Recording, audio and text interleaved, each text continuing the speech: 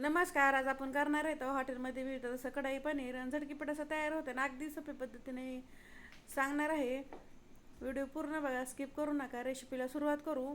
एक कढई घेतलेली, कढईमध्ये मोठे 3 चमचे तेल टाकून घेणार आहे. तर तेल गरम झालं की त्यामध्ये पनीर टाकून घ्यायचे. 200 ग्राम पनीर घेतलेलं आहे. आपल्या आवडीप्रमाणे लहान मोठे असे तुकडे करून घ्यायचे. मी मीडियम साईजचे घेतलेले. तर असं हलकासा कलर आला की लगेच पनीर काढून घ्यायचं. जास्त ओव्हरकुक करायचं नाही. त्याच कढईमध्ये 10 ते 12 लसणाच्या गाया टाकायच्या, 1 इंच आलं, 3 मीडियम साईजचे कांदे घेतलेले आहेत आणि 2 मीडियम साईजचे टमाटे घेतलेले आहेत. असे आबडधोबड कापून घेतलं तरी चालतं, कारण आपल्या मिक्सरमध्ये ते प्युरीच करायची.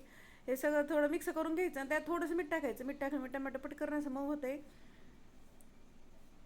चांगलं टमाटर मऊ होईपर्यंत सगळं परतून घेणार आहे. तर ह्यामध्ये काजू किंवा मगज बी काही वापरायची गरज नाही, तरी पण चवीला खूप छान अशी भाजी तयार होती. टमाटर मऊ झालेलं आहे. आता मसाला थंड करून घ्यायचं.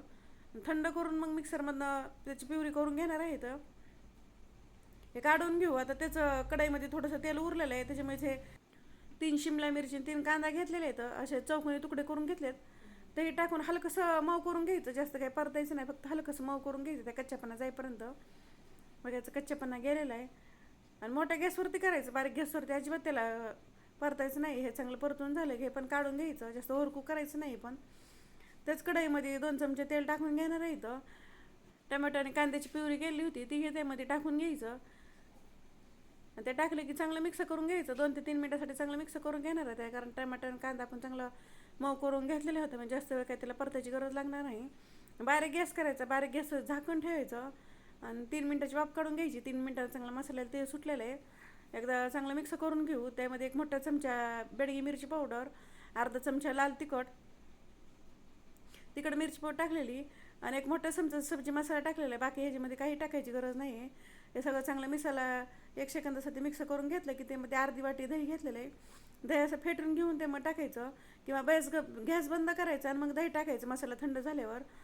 नाहीतर गॅस जर नसेल बंद करायचं, दही टाकले गॅस सारखं हलवत राहायचं, म्हणजे दही फुटत नाही. हे सगळं चांगलं मिक्स झालं, दही चांगलं मिक्स करून घेतलं.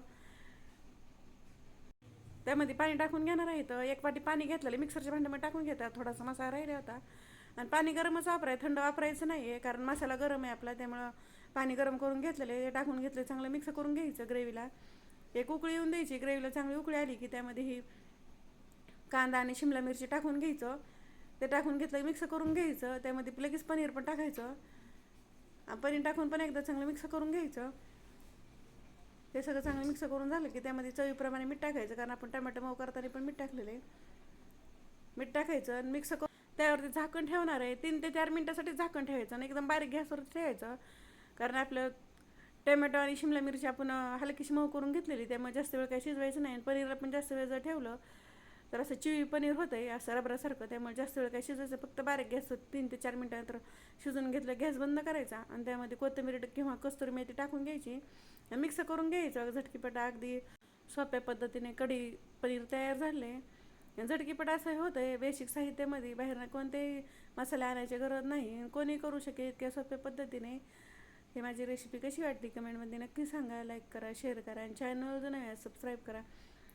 बेल आयकॉन दाबायला विसरू नका.